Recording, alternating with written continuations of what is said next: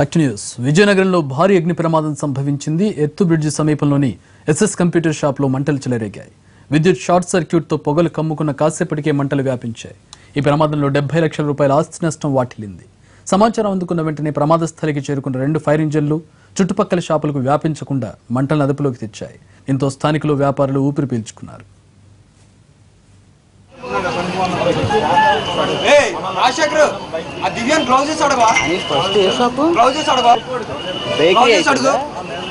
బేకరీకి ఏమైనా అటు కదా బాగుంది.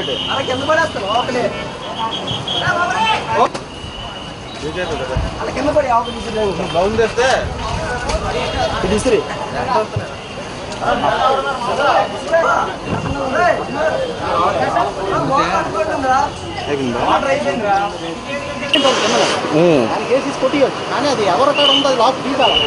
లాక్ ఓపెన్ అవ్వట్లేదు.